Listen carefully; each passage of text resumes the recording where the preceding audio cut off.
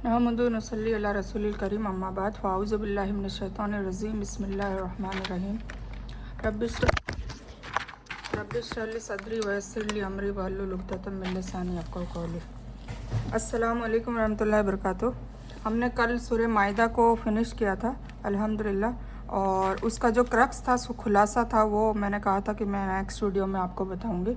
तो पहले हम सूरह माइदा का खुलासा बयान कर लेते हैं, उसके बाद नेक्स्ट जो सूरत है उसको स्टार्ट करते हैं। ठीक है, पारा नंबर 7 स्टार्ट हो चुका है और सूरह नंबर 6 स्टार्ट हो चुकी है, सूरह अल अनाम। तो हम पहले ये सूरह माइदा का खुलासा ले लेते हैं। तो मैं स्टार्ट करती हूँ। औज़ु बिल्लाहि मिनश शैतानिर रजीम बिस्मिल्लाहिर रहमानिर रहीम। सूरह जो माइदा है वो सूरह नंबर 5 है। ठीक है, दूसरा ये कि सूरह माइदा स्पेशल मर्दों के लिए नाजिल की गई थी, और इसका जो मतलब है वो खाने से भरा हुआ थाल कह दो, या खाने से भरा हुआ टेबल कह दो, या खाने से भरा हुआ दस्तरखान कह दो। ठीक है, तो ये एक्चुअली क्या था कि जब इब्राहीम अलैहिस्सलाम ने अपने दौर में अल्लाह ताला से ईमान तो था, पर एक यकीन, एक दिल को यकीन मुतमईन करने के लिए उन्होंने अल्लाह से एक डिमांड की थी कि या अल्लाह ताला, मैं जिंदे मुर्दों को कैसे ज़िंदा तो करेगा दोबारा, वो देखना चाहता हूँ दिल के मुतमईन के लिए। तब अल्लाह ने इब्राहीम अलैहिस्सलाम को भी पूछा, क्या तुम ईमान नहीं रखते, मतलब तुम क्या ये भरोसा नहीं करते कि मैं मुर्दों को ज़िंदा कर सकता हूँ या नहीं कर सकता हूँ। तो इब्राहीम अलैहिस्सलाम ने कहा कि नहीं, बिल्कुल बेशक मैं यकीन करता हूँ, पर बस मैं देखना चाहता हूँ दिल की तसल्ली के लिए। इसी तरह ईसा अलैहिस्सलाम को जो साथ दे रहे थे हवारी लोग थे, उन्होंने यही सवाल किया उनके दौर में कि या अल्लाह, ईसा अलैहिस्सलाम, हम चाहते हैं कि अल्लाह ताला हम जन्नत से हमारे लिए एक खाने से भरा हुआ थाल भेजे, और उसके लिए हमें ईमान है, पर बस हम एक पुख्तगी करना चाहते हैं, और हम चाहते हैं कि अल्लाह ताला का, मतलब वो भी एक ईमान तो था, पर बस दिल की तसल्ली के लिए डिमांड कर रहे थे। तो उनकी डिमांड पूरी भी होती है। फिर अल्लाह ताला ये कहता है कि चलो मैं ये जन्नत का थाल भेज देता हूँ। और जब भी अल्लाह ताला ने मौजज़ा दिखाया नबियों के थ्रू या अम्बिया के थ्रू या किसी रसूल के थ्रू, पर तब ये शर्त ज़रूर रखी कि अगर ये मौजज़ा देखने के बाद भी, जो भी देख रहा है मौजज़ा है ना हाजिर में, तो देखने के बाद भी फिर तुम फिर गए तो फिर तुम्हें बहुत सख्त अजाब दूंगा। और कई लोग फिर भी गए, उसके बाद भी फिर गए, मौजज़े देखने के बाद भी। और हर नबी और हर रसूल के हाथों में अल्लाह ताला ने मौजज़ा दिया था। किसी के हाथ में क्या, किसी के ईसा अलैहिस्सलाम के को तो उनको तो वो तो मुर्दों को ज़िंदा भी कर देते थे, और मिट्टी की चिड़िया, मतलब चिकनी मिट्टी से चिड़िया की मूर्ति बनाई जाती थी, और उसमें फूंक मारते तो वो ओरिजिनल चिड़िया बन के उड़ जाती थी। फिर जो कोढ़ी होते थे उनके हाथों में ऐसे हाथ फिराते थे, कोढ़ वाले हाथों में या कहीं भी स्किन पे, तो वो हाथ फिराते ही वो बिल्कुल अल्लाह के इज़्ज़न से, अल्लाह के वजह से वो ठीक हो जाती थी। तो ये सब मौजे देखने के बाद लोग क्या करते हैं एक्चुअली, वो मौजे अल्लाह ताला ने इसलिए डाले कि भाई वो अल्लाह ताला ये बताना चाह रहे थे कि ये मेरा रसूल है, मेरा नबी है। ठीक है, जैसे हुजूर पाक सल्लल्लाहु अलैहि वसल्लम ने एक उंगली से चांद के 2 टुकड़े कर दिए थे। तो फिर जब नॉर्मल पब्लिक होती है ना, वो उस वक्त क्या करती है, जो ईमान की अच्छी पुख्तगी रखती है, वो तो यही समझती है कि ये अल्लाह की वजह से हुआ है, अल्लाह के इज़्ज़न से हुआ है।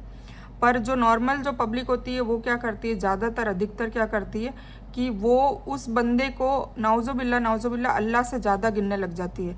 वो ये नहीं सोचती कि जो मौजज़ा हो रहा है वो अल्लाह की वजह से ही हो रहा है, अल्लाह ने उसको हाथों में वो मौजज़ा दिया है तब जाके हो रहा है। और ईसा अलैहिस्सलाम ने भी ये खुद अपनी कौम को बार बार कहा कि ये जो मौजज़े हो रहे हैं मेरे हाथ से, जैसे वो मुर्दों को ज़िंदा कर देते थे, तो कोई भी पब्लिक जो ईमान की पुख्तगी नहीं रखती है तो वो तो यही सोचेगी कि यही नाउज़ुबिल्ला अल्लाह है। तो इसी तरह उनको अल्लाह का बेटा बना दिया गया, फिर उनको ज़्यादा गुलू करने लग गए।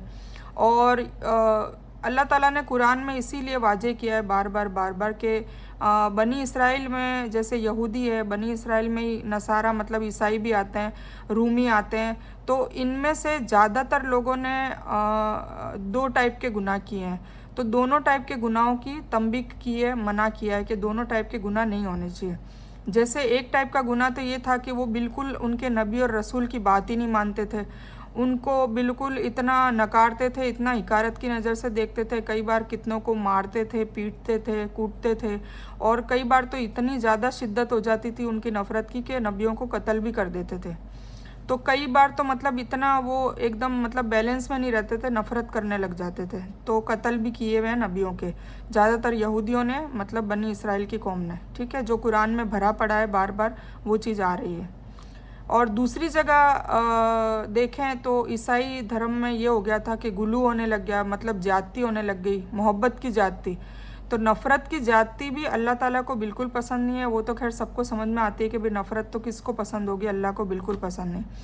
पर मोहब्बत की जो ज़्यादा मोहब्बत है वो भी अल्लाह ताला को बिल्कुल पसंद नहीं। मतलब ज़्यादा मोहब्बत में लोग क्या करने लग जाते हैं, मान लो किसी नबी को या किसी रसूल को या किसी वली को या आलिम को या कोई पीर को या कोई भी ऐसा शख्स हो जिससे, या कई बार तो ये होता है कि अपने खाविंद को, अपने माँ बाप को, और घर में देखो तो अपने बच्चों को, तो और या फिर कई बार अपनी इज़्ज़त को, अपनी शोहरत को या अपनी दौलत को, किसी भी चीज़ की मोहब्बत अगर अल्लाह और अल्लाह के रसूल से ज़्यादा हो गई हमें, तो वो भी शिर्क होता है, वो भी शिर्क होता है। मान लो हम ऐसा सोच रहे हैं कि हम हुजूर पाक सल्लल्लाहु अलैहि वसल्लम के लिए बहुत मोहब्बत करते हैं, आशिक रसूल बोलते हैं, ये बोलते हैं, वो बोलते हैं, तो फिर उनकी मोहब्बत में हम क्या करने लग जाते हैं कि हम अल्लाह को साइड पे कर देते हैं, नाउज़ुबिल्लाह। तो ये भी शिर्क हो जाता है। या हुजूर पाक सल्लल्लाहु अलैहि वसल्लम की बातें हम मतलब उनके सुन्नत और उनकी हदीसों के पे नहीं चल के हम हमारे पीर के पीछे या हमारे कोई वली के पीछे या हमारे खाविंद के हिसाब से हम चलते हैं, और उसमें कई बार कोताही हो जाती है, नाफरमानी हो जाती है अल्लाह और अल्लाह के रसूल की बातों की। जैसे मैं एग्ज़ाम्पल बताऊं कि पर्दा करना हर औरत पे फ़र्ज़ है, और सूरह अज़ाब में भी आया है, नूर में भी आया है, जब हम आगे बढ़ेंगे तो पढ़ेंगे, सूरह निसा में भी पर्दे की थोड़ी बहुत बात आई है। तो पर्दा फ़र्ज है, और पर्दा अल्लाह और अल्लाह के रसूल ने बता दिया सल्लल्लाहु अलैहि वसल्लम ने, ठीक है। अब हम शौहर कह रहा है कि नहीं मुझे पर्दा मुझे पसंद नहीं है, ठीक है, और तुम खुले बाल लेके चलो मेरे साथ शादियों में, अपनी ज़ीनत बताओ, तो यहाँ पर क्या करना चाहिए, यहाँ पर शौहर की मोहब्बत आगे नहीं आनी चाहिए, अल्लाह और अल्लाह के रसूल की सल्लल्लाहु अलैहि वसल्लम की हुदूद क्रॉस हो रही है यहाँ पर। तो उनको धीरे धीरे समझाएं, ऐसा नहीं है कि एकदम से आप करें। पहले अपने आप को तो पर्दे में नियत लाएं कि भाई चलो मैं करती हूँ, और मेरे ख्याल से मुझे नहीं लगता कोई शौहर मना करता होगा, अगर वो दीन वाला होगा, ईमान वाला होगा। फिर भी चलो मान लेते हैं कि वो गफलत में है, उसे नहीं पता, तो उसको समझाएं, उनको पूरी तरीके से गाइड करें कि भाई देखो पर्दा नहीं करेंगे तो जहन्नम में अजाब मुझे भी होगा, और मेरी वजह से आपको भी होगा, मेरे अब्बा को भी होगा, मेरे बेटे को भी होगा, मेरे भाई को भी होगा। तो ऐसा सब कहकर हम समझा सकते हैं, और फिर हम धीरे धीरे पर्दे पर आ सकते हैं। और ऐसा हो ही नहीं सकता कि अगर आप समझाएं और आखिरत और दुनिया और दोनों तरफ से आप सारी चीज़ें अपने शौहर को, कहीं पर शौहर नहीं होता तो कहीं माँ बाप आड़े आते हैं, माँ बाप ऐसे होते हैं जो कोई ऐसी हुदूद क्रॉस करने वाली बातें कहते हैं कि तुम करो, या कई बार बच्चे आड़े आ जाते हैं, कई बार भाई आ जाता है, भाई बहन आ जाते हैं, है ना। तो अलग अलग घरों में अलग अलग मसलियत होती है, तो उनको धीरे धीरे समझाओ। कहने का मतलब ये है कि जो चीज़ फ़र्ज़ है ना, जो इबादत फ़र्ज़ है, मैं सिर्फ फ़र्ज़ की बात कर रही हूँ। जैसे औरत के लिए एक पर्दा जो एक्स्ट्रा स्टेप है वो पर्दा फ़र्ज है, ठीक है। आदमियों के लिए पर्दा नहीं है। आदमियों का सतर तो पेट की सुंडी से लेके घुटने जो होते हैं बस इतना ही मतलब उसको ढके रखे, बाकी अगर ओपन होता है तो जायज़ है, ठीक है। पर औरतों के लिए तो पूरा है। अब मान लीजिए आप जॉब करती हैं या कहीं ऐसा मसला है, ऐसी हम लोग मिक्स कल्चर में रहते हैं, तो एक बार आप फेस को कवर नहीं करके बाकी तो आप कर ही सकते हैं, पूरा सर को ढांक पूरा हिजाब ले लें, और ये पूरे हाथ, बस ये इतने हाथ दिखे और इतने ही पंजे, इसके अलावा आप पूरा ढके रखें। अगर आप बुर्का नहीं पहने तो सूट भी ऐसा पहन सकते हैं, सूट भी ऐसे सिलवा सकते हैं। तो मेन मकसद तो ये है कि बॉडी को कवर रखना ज़रूरी है, कवर प्लस ढीले ढाले थोड़े ज़्यादा टाइट कपड़े भी ना पहने और ट्रांसपेरेंट ना पहने, ठीक है। मकसद हल होना चाहिए पर्दे का, मेन बात ये है। चाहे उसमें बुर्का पहने या ना पहने कोई फ़र्क नहीं पड़ता, पर बुर्का पहनने से बस ये है कि किसी को भी लॉजिकली आप पूछेंगे तो वो बुर्का इसलिए चूज़ करेगी लेडी अगर पर्दे वाली होगी तो, क्योंकि सूट में एकदम ढीले तो हम वैसे भी पहनते हैं नहीं, बिल्कुल ढीले ढाले तो सेट भी सूट भी नहीं करते। थोड़े बहुत भी मतलब ढीले पहनते तो भी कहीं ना कहीं आज़ा को उसकी नुमाइंदगी हो जाती है। तो एक क्या है, चद्दर टाइप, पहले तो ये था कि पहले ज़माने में कि चद्दर को ओढ़ लो ऊपर ताकि अंदर का कुछ दिखे नहीं, ठीक है, आज़ाद दिखे नहीं। और फिर धीरे धीरे ये ट्रेंड आया कि बुरखे सिलने लग गए, मतलब तो वो ढीले होते हैं और उसमें वाकई कुछ महसूस नहीं होता है, तो ये बेटर है, ठीक है। तो मेरा बताने का मकसद ये था कि जब ये मौजज़े हुए, ये मौजज़े के ऊपर ही बात चल रही है ना, सूरह माइदा में भी ये मौजज़ा हुआ कि खाने से भरा हुआ थाल अल्लाह ताला ने वो हवारियों के बोलने से, उनके डिमांड से कर दिया। कई बार मौजज़े अल्लाह ताला नकार देता था कि नहीं ये ज़रूरी नहीं, और कई बार कर भी देता था। तो अल्लाह ताला हमेशा ये मौजज़े करने के बाद एक बात ज़रूर कहता था कि अगर ये मौजज़ा होने के बाद, ये देखने के बाद, लाइव टेलीकास्ट तो देखने के बाद फिर तुम ईमान नहीं लाए, फिर तुम अपने करतूतों पे कायम रहे, तो फिर मैं तुम्हें बहुत सख्त अजाब दूंगा, ठीक है।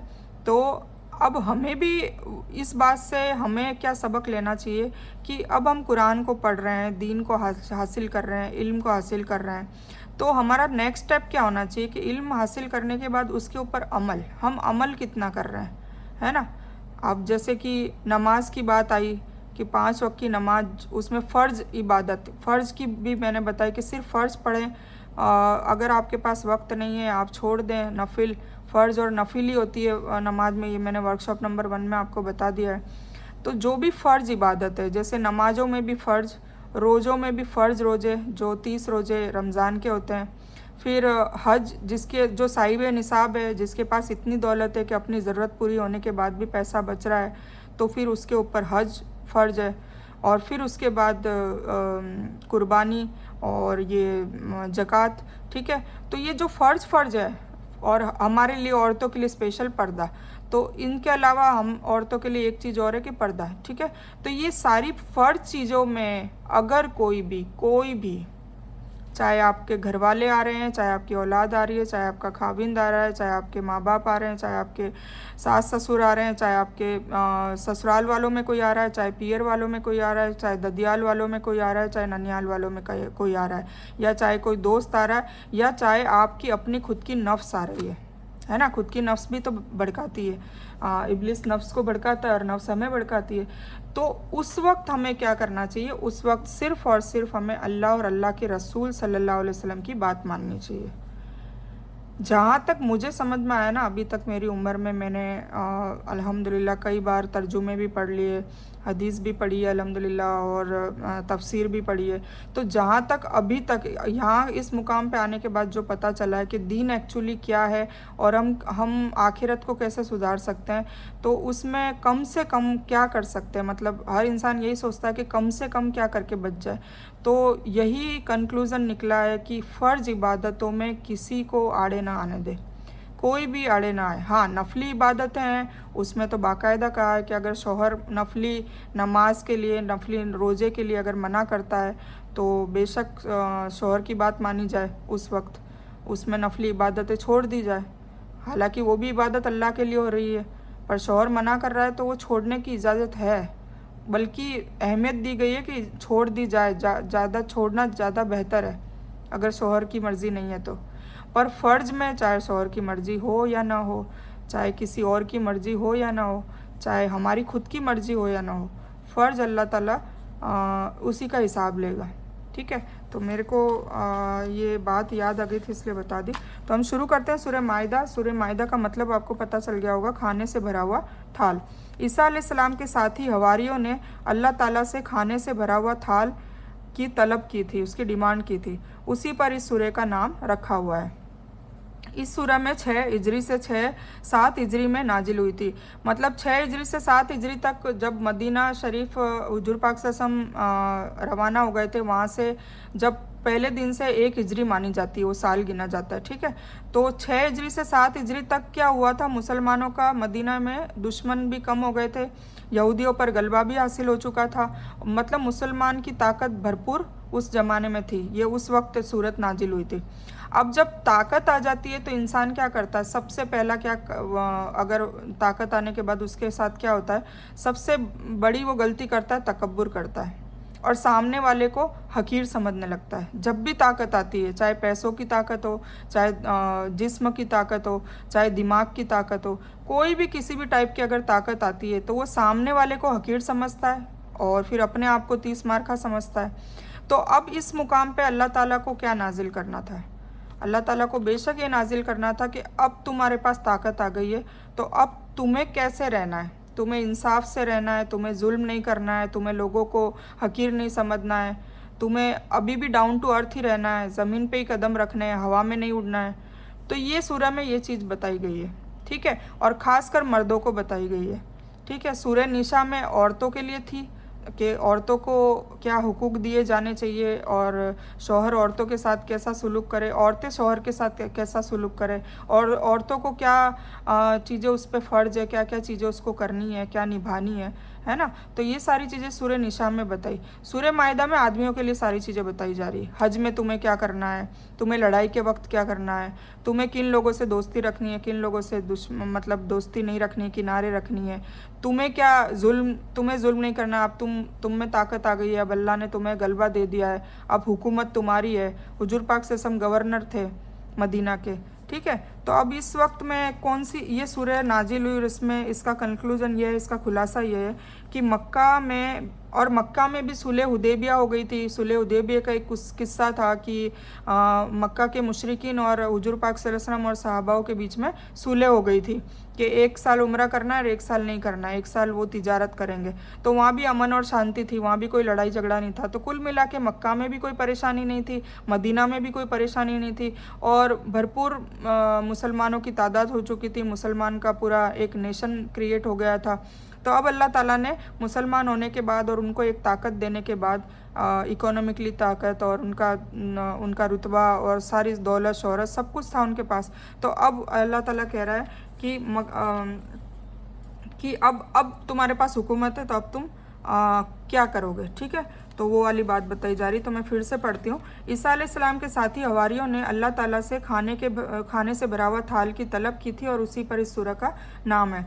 ये सूरत 6 हिजरी से 7 हिजरी में नाजिल हुई। इस वक्त मुसलमानों के मदीने में दुश्मन थे, यहूदियों पर गलबा हासिल हो चुका था और मक्का में भी सुलह हुदैबिया की वजह से अमन व शांति थी और मदीना की हुकूमत हुजूर सल्लल्लाहु अलैहि वसल्लम के ताबे थी।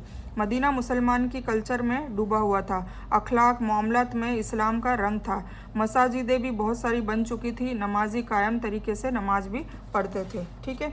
तो इस वजह से इधर निकाह, पर्दा, लेन देन के कानून सब इस्लामिक होते थे। मीन्स ये सूरह उस वक्त नाजिल हुई तब मुसलमान एक मजबूत पोजीशन में थे। अल्लाह ताला ने इस सूरह में मज़ीद कानून के हुक्म दिए, नाजिल फरमाए कि हलाल हराम की हुदूद में रहना है, हुदूद बताई, फिर इस्लामिक रियासत बताई और मुसलमान जब ताकत में आ चुके थे तो उनको इंसाफ पर रहने पे जोर दिया। अल्लाह की और रसूल सल्लल्लाहु अलैहि वसल्लम की फरमाबरदारी का हुक्म दिया गया और साथ ही यहूदियों और नसारा की मुनाफिकत और उनकी साजिशों से बचने को कहा और चौकन्ना रहने को कहा गया और वैसे अमल न करने की भी तहजीब सिखाई। इस्लाम का मुकम्मल पैकेज है ये सूरत और निफास पर जोर दिया गया और कायदे कानून में कहा कि ए ईमान लाने वालों, बंदिशों की पाबंदी करो, ठीक है। मतलब अपने आप को एक हुदूद में लाओ, अपने आप को बैलेंस करो, ठीक है। मतलब अपनी जो अल्लाह ताला ने हदें बना रखी है, अब मुकम्मल हो चुका है इस्लाम, तो अब उसको क्रॉस करने की कोशिश ना करो, ठीक है। तो ये चीज़ बताई, हलाल हराम की बात बताई, हज के कानून बताया, एहराम की हालत में शिकार करने से मना किया, जबिया के तरीके भी बताए, अहले किताब का जबिया और उनकी औरतों से निकाह के बारे में भी बताया।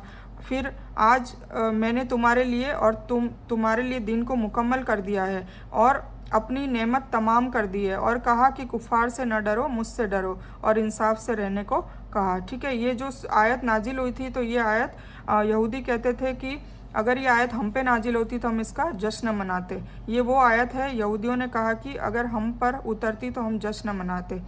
फिर पाकीज़गी का भी जिक्र हुआ, पाक नापाक की सारी चीज़ें, उनके कायदे कानून सिखाए, तैमुम के बारे में बताया गया, गुस्ल की बातें बताई, है ना, गुस्ल कब करना ज़रूरी है, क्या है, कैसे करना है। फिर किसी कौम की दुश्मनी लेने को मना किया गया, अहले किताब की हरकतें बताई और उससे मुसलमानों को बचने को कहा गया। फिर सलामती की राह हमें लोगों के लिए बनाती है। मतलब हमें सलामती वाला इस्लाम सिखाया है, तो हमें भी लोगों के लिए सलामती वाला बनना है। ऐसे अखलाक अपने आप पे डालने को कहा गया। लोगों के बीच में फसाद ना करना, लोगों के बीच में लड़ाइयाँ ना करवाना, गिबत चुगली कीना, ये सब से दूर रहना। तो ये सारी चीज़ें जो अखलाक की, अच्छे अखलाक वाला मुसलमान होना चाहिए, वो सारे कायदे कानून इसमें बताए गए। फिर ज़मीन में फसाद करने वालों के लिए और सज़ाएँ मुकर्रर करी, उसमें बताया गया चोरी करने वालों के साथ क्या सज़ा है, और फसाद मचाने वालों की क्या सज़ा है, ज़िना करने वालों की क्या सज़ा है। फिर जुए और शराब से दूर रहने को भी कहा। फिर कुरान के हिसाब से सज़ा और मामला करने पर भी जोर दिया गया कि हर गुनाह की सज़ा कुरान पाक में दे रखी है, और हर नेमत पे, हर मामलात पे, अगर कोई दो लोगों के बीच में लेन देन भी हो रहा है, तो सारी की सारी चीज़ें कुरान में दर्ज की है। तो अल्लाह ताला ने जोर दिया कि कोई भी फ़ैसले करो अपने समाज में, अपने परिवार में, अपने लोगों के बीच में, तो फिर कुरान के हिसाब से फ़ैसले करो, क्योंकि कुरान में जो लिखा है वो बेशक कोई उसमें कमी नहीं है, कोई उसमें जाती नहीं है। ठीक है, तो कुरान के हिसाब से सज़ा और मामला करने पर जोर दिया गया। आप सल्लल्लाहु अलैहि वसल्लम को कहा, हमने आपकी तरफ जो किताब भेजी है उसी के ऊपर से इंसाफ की बातें करो और अमल की बात करो, है ना। हुजूर पाक सल्लल्लाहु अलैहि वसल्लम को भी यही कहा गया। फिर यहूदियों और मुनाफिकों से दोस्ती करने का मना किया हुआ है। फिर तुम में से जो दीन में से फिरता है और फिर जाए, तो अल्लाह तुम्हारी जगह दूसरी कौम को लाएगा, ये भी धमकी दी अल्लाह ताला ने। वो अदल से काम करेंगे, और जो नए लोग आएंगे वो तुम्हारी तरह नहीं होंगे, ये अल्लाह ने बताया। वो अदल से काम करेंगे, मतलब इंसाफ करेंगे, और मोमिनों से मोहब्बत करेंगे और काफिरों से नफरत करेंगे, और कोई भी मलामत से वो डरेंगे नहीं, है ना। तो वो बिल्कुल इंसाफ से काम करेंगे। तो कहा कि इंसाफ और कसम का, फिर कसम की बात बताई गई कि कसम ना खाओ, खाते हो तो उसका कफ़ारा बताया। फिर शराब और जुए से बचने को कहा गया।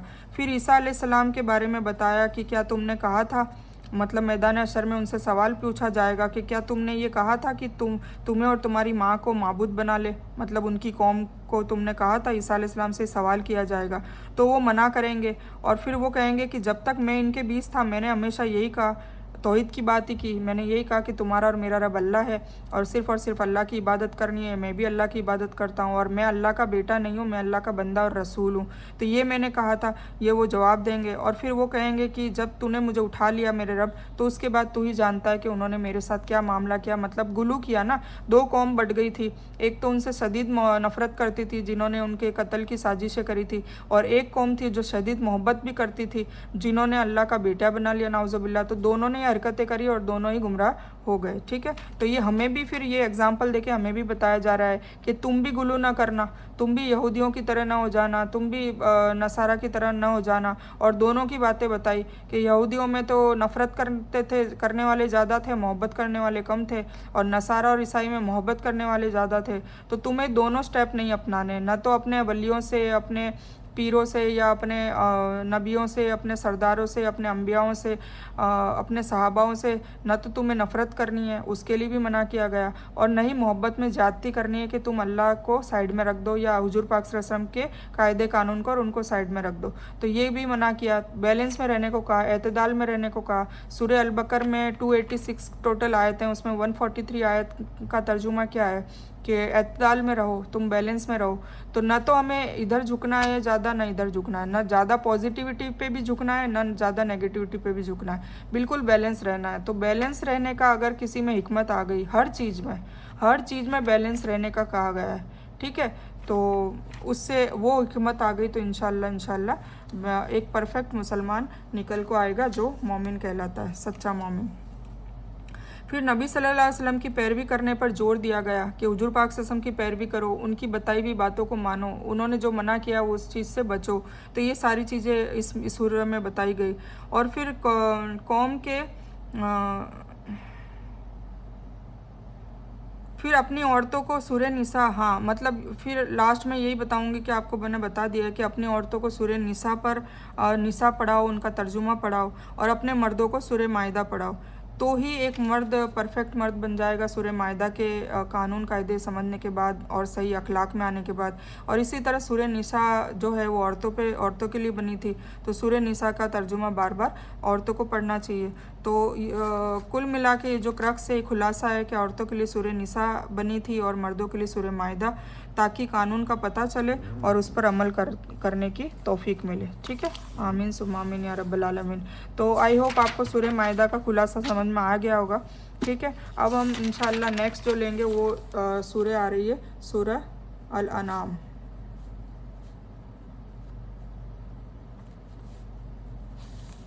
और पारा नंबर 7 भी स्टार्ट हो चुका है। ठीक है,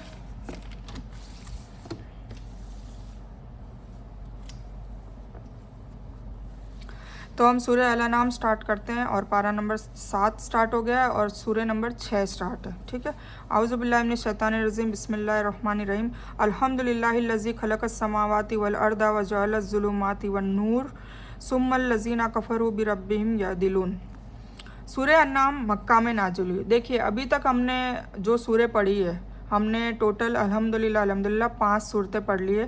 पहली थी सूरह फातिहा, दूसरी थी सूरह अल बकर, तीसरी आले इमरान, चौथी अल निसा और 5वीं मायदा। ठीक है, अब ये सूरह फातिहा मक्का में उतरी थी, बाकी चार ये सूरह अल बकर, सूरह अल अनाम, सूरह आले इमरान और सूरह निसा और सूरह मायदा, ये चारों सूरतें जो थी वो मक्की थी। ठीक है, मक्की में क्या होता है, कायदे कानून बताए जाते हैं, रिसालत बताई जाती है, और मदनी में, और मक्की में तौहीद और आखिरत के बारे में बताया जाता है। ठीक है, तो सूरह फातिहा में तौहीद और आखिरत के बारे में बताया था, हमने पढ़ लिया। अब सूरतुल अनाम ये भी मक्का में नाजिल हुई है। ठीक है, इसमें 165 आयतें हैं और 20 रुकू है। अल्लाह के नाम से शुरू करता हूँ जो बड़ा बहुत मेहरबान और निहायत रहम करने वाला है। सब तारीफ़ उस अल्लाह के लिए है जिसने आसमानों और ज़मीन को पैदा किया और अंधेरों और नूर को बनाया। ठीक है ना, अंधेरों को भी अल्लाह ने ही बनाया, नूर को भी अल्लाह ने बनाया, क्योंकि अल्लाह ने सारी नेगेटिव पॉजिटिव चीज़ें बनाई हैं। तो negative plus positive equal to क्या बनता है, ज़ीरो, मतलब न्यूट्रल, मतलब बैलेंस। ठीक है, तो सारी देखो आप कायनात में कभी गौर करें, कभी नेचर को देखें या कभी आपने साइंस को देखें, तो देखो आपको हर जगह है ना बैलेंस नज़र आएगा। आप कभी कोशिश करके देखना, सोचना कभी, तो हर जगह बैलेंस नज़र आएगा। अगर एक तरफा ही पलड़ा झुका हुआ होता ना, चाहे वो पॉजिटिवली हो तो भी वो ख़राब होता है। तो इसलिए नेगेटिव पॉजिटिव होना बहुत ज़रूरी है। अल्लाह ताला ने ये करके दिखाया, मतलब अंधेरा बनाया तो नूर बनाया, है ना। फसाद करने वाले लोग हैं तो अच्छे लोग भी हैं। इब्लिस को अपना काम करने का हुक्म दिया तो फिर नबियों को, अम्बिया को, रसूलों को भी भेजा ताकि वो अच्छे काम की तरगीब दे और हम करें। तो हर जगह हर चीज़ में आप देखोगे, आग बनाई तो पानी भी बनाया, है ना, हवा बनाई तो उसके बरक्स धूप भी बनाई, मौसम ठंड जो सीज़न है वो तीनों टाइप के बनाए, मतलब बारिश भी होती है, ठंड भी होती है, गर्मी भी होती है। सूरज अपना काम कर रहा है तो वो उसकी वजह से गर्मी होती है, और फिर एक ओस आ जाती है, ठंड आ जाती है, तो वो वाला भी काम है। तो आप नेचर को देखें एक बार के सारा बैलेंस में बनाएगा अल्हम्दुलिल्लाह अल्लाह ताला ने। तो सब तारीफ़ अल्लाह ताला के लिए जिसने आसमानों और ज़मीन को पैदा किया। आसमान बनाया तो ज़मीन भी बनाई, है ना, और अंधेरा बनाया तो नूर को भी बनाया। फिर जो भी ईमान नहीं रखते अपने रब के बराबर मानते हैं। ठीक है, और जो ईमान नहीं रखते वो अपने रब के बराबर मानते हैं, मतलब सारे नेचर को, नाउज़ुबिल्लाह, है ना। कुछ लोग सितारों की पूजा करते हैं, कुछ लोग चाँद की पूजा करते हैं, कुछ लोग सूरज की पूजा करते हैं, कुछ लोग आग की पूजा करते हैं, कुछ लोग जानवरों की पूजा करते हैं, मतलब गाय की, कुछ लोग सांप की, है ना, अलग अलग जानवरों की भी पूजा की जाती है। कुछ लोग धरती की पूजा करने लग जाते हैं, कुछ लोग पानी को पूजते हैं। तो ये सब अल्लाह की बनाई हुई चीज़ों को पूजते हैं, जबकि अल्लाह को पूजना चाहिए। सब अल्लाह ने ही तो बनाया हुआ है ना, तो उस चीज़ को पूजते हैं और उसको नाउज़ुबिल्लाह छोड़ देते हैं जिसने ये सारी चीज़ें बनाई हैं। तो इसीलिए अल्लाह ताला कह रहा है कि जो ईमान नहीं रखते फिर वो दूसरों को मतलब अपने रब के बराबर मानते हैं, और कुछ लोग इंसानों को भी अपने रब के बराबर ला देते हैं नाउज़ुबिल्लाह। तो फिर ये भी तो वही चीज़ है, कुछ लोग नेचर को ला रहे हैं, कुछ लोग क्रिएचर को ला रहे हैं और कुछ लोग इंसानों को ला रहे हैं। तो है तो सारा अल्लाह के बराबर अगर किसी को लिया है तो वो सारा गुनाह ही है ना, वो शिर्क है, चाहे कोई आदमी भी हो चाहे कोई इंसान भी हो। ठीक है, उसी ने तुम्हें मिट्टी से बनाया है, फिर एक वक्त मुकर्रर किया और एक मुकर्रर वक्त उसके पास है, फिर भी तुम शक करते हो, है ना। मिट्टी से बनाया और एक वक्त मुकर्रर बनाया, मतलब आखिरत के बारे में बताया जा रहा है कि एक वक्त तय है, उसके बाद क़यामत आएगी और क़यामत के दिन फिर सबको इकट्ठा करा जाएगा, और उसमें कुछ लोग शक करते हैं। और वही अल्लाह है आसमानों में और ज़मीन में, वह तुम्हारे छुपे और जाहिर को जानता है और तुम्हारी कमाई से भी बाखबर है। जुलुमात से रात का अंधेरा है और नूर से दिन का उजाला है। कुफ्र का अंधेरा और ईमान का उजाला, इसमें भी आप ले सकते हो, कुफर अंधेरे के बराबर है और नूर जो है वो ईमान के बराबर है। और एक वक्त मुकर्रर कर रखा है, मतलब मौत का वक्त मुकर्रर कर रखा है हर इंसान का, और क़यामत सबके लिए ग्रुप में है। यानी आखिरी दिन के वक्त सिर्फ अल्लाह जानता है। यानी पहला अजल लफ्ज़ इस्तेमाल किया गया है, उसका मतलब पैदाइश से मौत तक का वक्त है। दूसरे अजलुमस समा कलमा का मतलब है मौत के बाद से क़यामत तक दुनिया की उम्र है, ठीक है। दो टाइप की उम्र बताई, जिसके बाद वह जवाल और तबाही से मिलकर ख़त्म हो जाएगा और इस दूसरी दुनिया यानी आखिरत की ज़िंदगी शुरू हो जाएगी, है ना। जब भी मक्की सूरत आएगी आपको आखिरत के बारे में ज़्यादा मिलेगा, तौहीद के बारे में ज़्यादा मिलेगा, ये आप खुद भी आजमाना। और जब भी मदनी सूरतें आपको मिलेगी तब रिसालत के बारे में, रिसालत मतलब कायदे कानून मामलात, इन सब चीज़ों के बारे में जोर दिया जाता है। अहले सुन्नत यानी सलफ़ का अकीदा है कि अल्लाह ताला खुद तो अर्श पर है, जैसे कि वह तारीफ़ के लायक है, लेकिन अपने इल्म के आधार पर हर जगह पर है। यानी उसके इल्म और ख़बर के दायरे से कोई भी चीज़ बाहर नहीं है। लेकिन कुछ गुटों के लोग यह कहते हैं कि अल्लाह ताला अर्श पर नहीं है बल्कि हर जगह पर है, और वह इस आयत से अपने ईमान की तस्दीक करते हैं, लेकिन यह ईमान ठीक नहीं है, यह दलील भी ठीक नहीं है। आयत का मतलब यह है कि वह ताकत जिसको आसमानों और ज़मीन पर अल्लाह कहकर पुकारते हैं, आसमानों और ज़मीन पर जिसका मुल्क है, आसमानों और ज़मीन जिसको माबूद समझता है, खुद आसमान और ज़मीन उसको माबूद समझते हैं, और वह अल्लाह तुम्हारे छिपे और जाहिर और कुछ अमल तुम लोग जो करते हो सबको जानता है, चाहे छिपे में हो चाहे जाहिर में हो। इसकी दूसरी दलील भी पेश की गई है जिन्हें आलिम लोगों की तफसीर में देखा जा सकता है, जैसे तफसीर तबरी और इब्ने कसीर आदि में बताया गया है, ठीक है। और उनके पास कोई निशानी उनके रब की निशानियों में से नहीं आती, बल्कि वह उससे मुंह फेरते हैं। उन्होंने उस सच्ची किताब को झूठा बताया, जबकि वह उनके पास पहुंची तो जल्दी उन्हें खबर मिल जाएगी उस चीज़ की जिसका यह लोग मजाक करते थे। क्या उन्होंने देखा नहीं कि हमने उनसे पहले कितने गुटों को बर्बाद कर चुके हैं, जिनको हमने दुनिया में इतनी ताकत अता की थी जैसी तुम्हें भी नहीं अता की, और हमने उन पर मूसलाधार बारिश की और हमने उनके नीचे से नदियाँ बहाई, फिर हमने उनको उनके गुनाहों के सबब बर्बाद कर दिया और उनके बाद दूसरी कौम को पैदा कर दिया, है ना। अल्लाह ताला ने कई किस्से बयान किए हैं कि सबसे पहले उनको ताकत दी, नेमत दी, उनको अच्छी आयराइशें दी, फिर उनको उस चीज़ में परखा कि ये तकब्बुर करते हैं या लोगों से अच्छाई का मामला करते हैं, और फिर अगर उन्होंने तकब्बुर किया या कुछ भी गलत काम करने चालू कर दिए या नाउज़ुबिल्लाह अल्लाह को ही साइड में रख दिया, तो फिर अल्लाह ने उन पे भी सज़ा भी उनको दी, ठीक है। तो ये चीज़ हमें भी बताई जा रही है कि हमें ऐसे काम नहीं करना है। और अगर हम कागज़ पर लिखी हुई कोई पुस्तक भी आप पर उतारते, फिर यह लोग अपने हाथों से छू भी लेते, तब भी यह काफिर लोग यही कहते कि यह कुछ भी नहीं मगर खुला जादू है।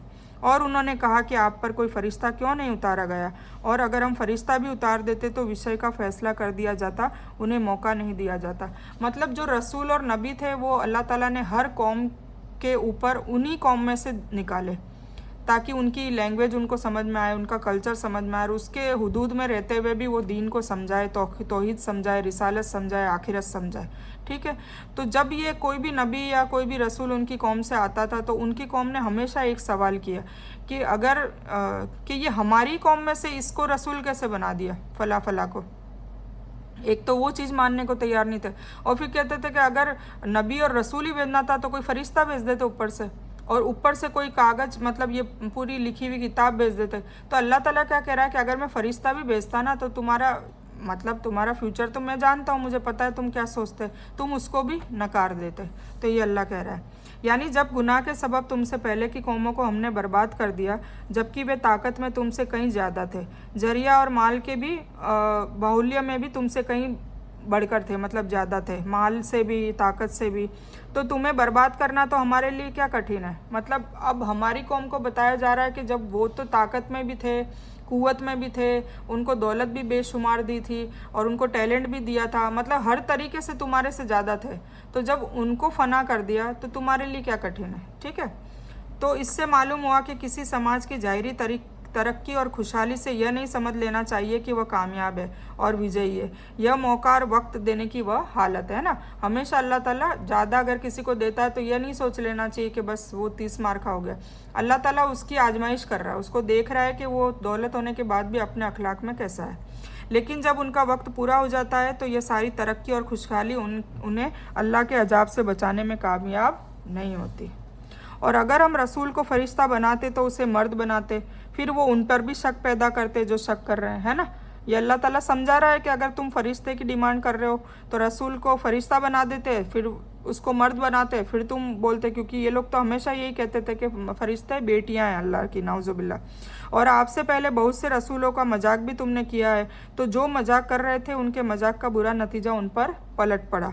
आप कह दीजिए कि ज़रा ज़मीन पर घूम फिर कर देख लो कि झुठलाने वालों का क्या नतीजा हुआ है ना।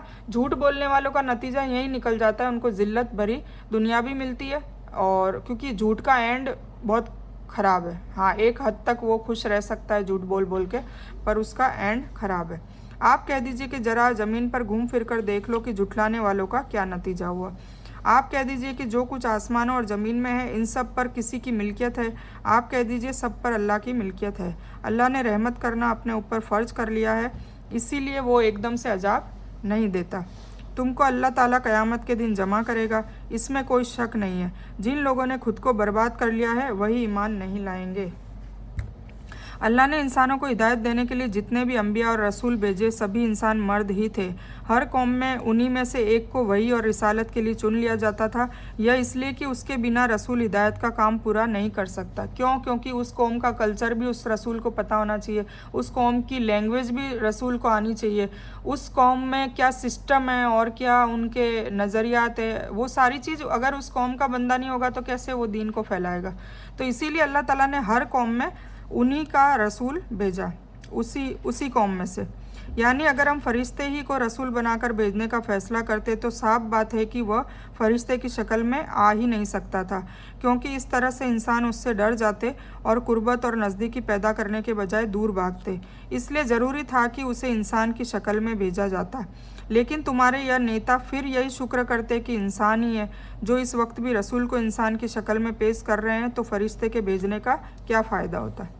जिस तरह हदीस में नबी सल्लल्लाहु अलैहि वसल्लम ने फरमाया, जब अल्लाह ताला ने दुनिया को पैदा किया तो अर्श पर यह लिख दिया, इन्ना रहमतिल तगलुबिल गदी, मतलब बेशक मेरी रहमत मेरे गजब पर गालिब है। मतलब अल्लाह ताला ने अपने गुस्से पर अपनी रहमत को गलबा अता कर दिया। लेकिन यह रहमत क़यामत के दिन नहीं रहेगी, ये रहमत अभी दुनिया के लिए है ना। रहमान और रहीम का आपको मैंने मीनिंग समझाया था कि रहमान जो है वो दुनिया के लिए है, रहमान है, चाहे उसको कोई माने या ना माने, चाहे वो अच्छा काम करे चाहे बुरा काम करे, चाहे वो जालिम हो चाहे वो आलिम हो, रहमान सबके लिए। सूरज की रोशनी सबको मिलेगी, दुनिया की सारी आराइश से सबको मिलेगी, खाना सबको मिलेगा, इज्जत सबको मिलेगी, तो वो दुनिया में है।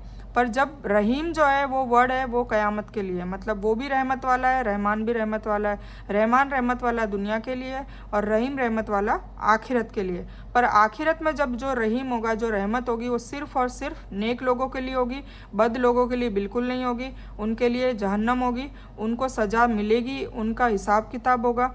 तो इसीलिए अल्लाह ताला ने कहा है कि भाई क़यामत के दिन तो सिर्फ़ ईमान वालों के लिए ही मेरी रहमत होगी, काफिरों पर अल्लाह बहुत गज़बनाक होगा। इसका मतलब यह है कि दुनिया में उसकी नेमत और रहमत आम तौर से सभी के लिए है, चाहे वो ईमान वाला हो, काफिर हो, नेक काम करने वाला हो या बुरे काम करने वाला हो।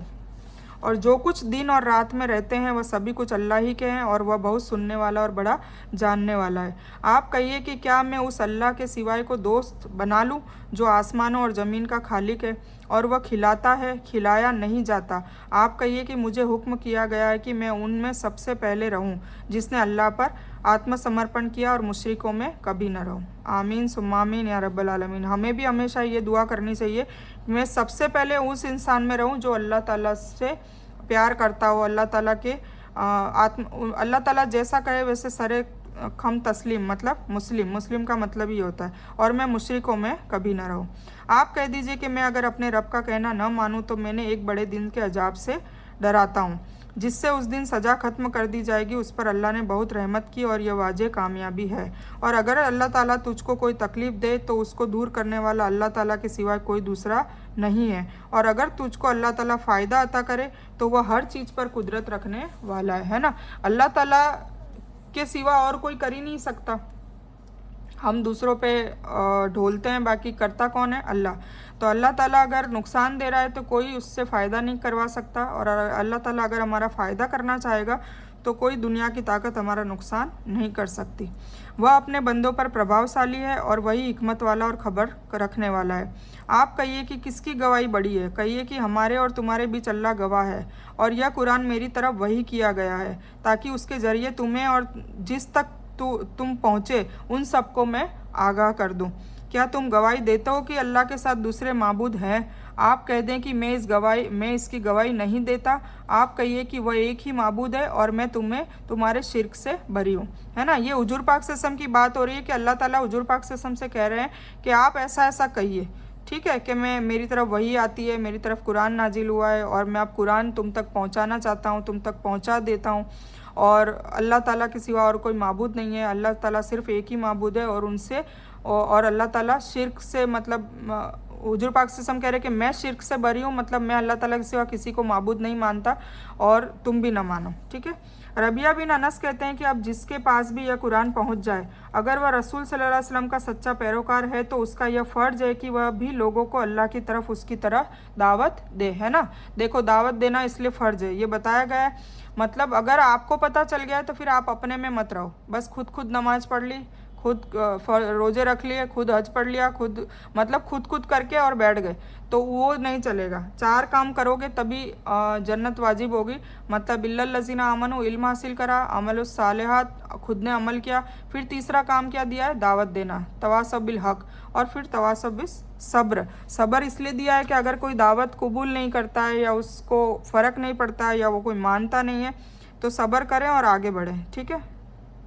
उसी तरह बाखबर करें जिस तरह से आप सल्लल्लाहु अलैहि वसल्लम ने बाखबर किया था, पर दावत उसी तरह दें जो कुरान और हदीस के हिसाब से, जो सुन्नत के हिसाब से, और जो एक्चुअली में दावत है वो। कुछ लोग दावत गड़बड़ भी देते हैं, मिलावट वाली भी देते हैं, गलत लोगों को गलत काम के लिए उभारते हैं और उसको दीन का हिस्सा समझाते हैं, तो ये सब भी गुनाह है, ठीक है। जिन्हें हमने किताब तौरात और इंजिल दी है वह आप मोहम्मद सल्लल्लाहु अलैहि वसल्लम को उसी तरह पहचानते हैं जैसे अपने बेटों को। जो अपने आप को खो दिए हैं वही यकीन नहीं करेंगे ना, क्योंकि तौरात और इंजिल में हुजूर पाक सल्लल्लाहु अलैहि वसल्लम का बार बार जिक्र आया हुआ है। तो वो इसीलिए अल्लाह ताला कह रहा है कि जिन्होंने तौरात और इंजिल पढ़ ली है ना, वो मोहम्मद सल्लल्लाहु अलैहि वसल्लम को उसी तरह पहचानते हैं जैसे अपने बेटों को पहचानते हैं। मतलब इतनी बार बार जिक्र किया हुआ है मोहम्मद सल्लल्लाहु अलैहि वसल्लम का। और उससे बढ़कर जालिम कौन है जो अल्लाह पर झूठा इल्ज़ाम लगाए और उसकी निशानियों को झूठा माने। बेशक जालिम कामयाब नहीं होते। और जिस दिन हम सबको जमा करेंगे क़यामत के दिन, फिर जिन्होंने शिर्क किया होगा उनसे कहेंगे कि वे कहाँ हैं। मतलब जो शिर्क करते थे, जिसकी पूजा करते थे, उन बंदों से भी पूछा जाएगा कि तुम जिसकी पूजा करते थे बुला लाओ, चाहे सूरज हो, चांद हो, सांप हो, बिच्छू हो, या गाय हो, या कोई इंसान हो, या कोई पीर हो, या कोई आलिम हो, या कोई भी हो, वॉटेवर, सबको अल्लाह ताला हुक्म देगा कि जाओ तुम्हारे जो माबूद तुम जिनको मानते थे उनको बुला लाओ, क्या वो तुमको मुझसे बचा सकते हैं। और फिर जो माबूद जो बन चुके, मतलब जिनको माबूद बनाया था, उनको भी पेश किया जाएगा कि क्या तुमने कहा था। जैसे अभी पिछली सूरत में हमने पढ़ा ना कि ईसा अलैहिस्सलाम से सवाल किया जाएगा कि ईसा, क्या तुमने कहा था तुम्हारे लोगों को कि मुझे और मेरी माँ को माबूद बना लो, तुमने कहा था। तो ईसा अलैहिस्सलाम ने क्या जवाब दिया कि मैंने नहीं कहा था या रब, मैंने तो यही कहा था कि मेरा रब और तुम्हारा रब सिर्फ़ और सिर्फ अल्लाह है और मैं सिर्फ अल्लाह का बंदा और उसका रसूल हूँ और मेरी माँ भी उनकी बंदी है। तो ईसा अलैहिस्सलाम जब ये जवाब देंगे तो ऐसे हर नबी, हर अंबिया जिनको यहाँ पर दुनिया में लोगों ने माबूद बना लिया था, वो सारे के सारे गवाही देंगे। तब फिर जो कौम उनको माबूद बना के बैठी थी वो कहाँ जाएगी? फिर बेशक जहन्नम में जाएगी। तो जिन्होंने शिर्क किया उनसे कहेंगे कहाँ हैं जिनको तुम अल्लाह का साजी समझ रहे थे, बुला लाओ। फिर उनसे शिर्क के सिवाय इसके कोई बहाना ना होगा कि कहेंगे कि अल्लाह ताला की कसम हम मुशरिक नहीं थे। फिर वहाँ झूठ बोलेंगे कि नहीं हम तो या अल्लाह तुझे ही मानते थे, पर अल्लाह ताला को तो सब पता होगा। देखो कि वह कैसे अपने ऊपर झूठ बोल गए और उनका इल्ज़ाम उनसे खो गया, है ना। वहाँ भी वो झूठ बोलेंगे।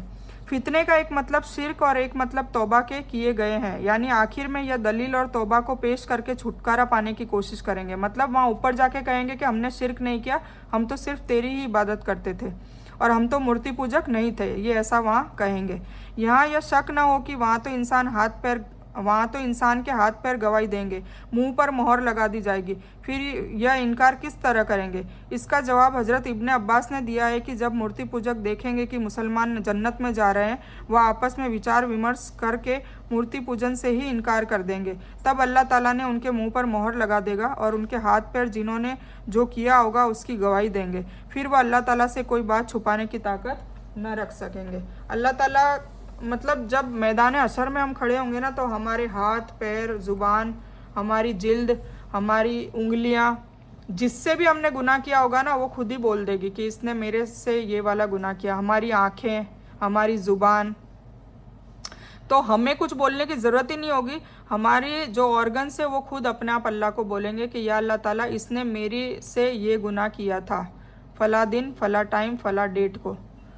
तो फिर हम क्या दलील देंगे उस वक्त, सोचिए।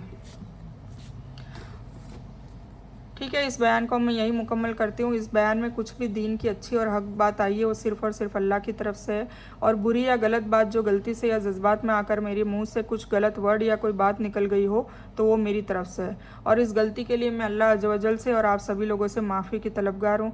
मैं कोई आलिमा नहीं हूँ, सिर्फ तालिब इल्म हूँ। अल्लाह मेरी कोशिश से आपको सही नफ़े बख्श इल्म पहुँचाए और मैं आप लोगों की हिदायत और हिकमत में सदका जारिया बनूँ, बस मेरी यही तमन्ना है। आमीन सुम्मा आमीन या रब्बल आलमीन। रब्बना आतीना मिन लदुनका रहमतन व हय्यि लना मिन अमरिना रशदा। अल्लाहुम्मा सल्लि अला मुहम्मद व अला आलि मुहम्मद कमा सल्लैता अला इब्राहीम व अला आलि इब्राहीम इन्नका हमीदुम मजीद। अल्लाहुम्मा बारिक अला मुहम्मद व अला आलि मुहम्मद कमा बारकता अला इब्राहीम व अला आलि इब्राहीम इन्नका हमीदुम मजीद। व आखिरु दावाना अनिल हम्दुलिल्लाहि रब्बिल आलमीन।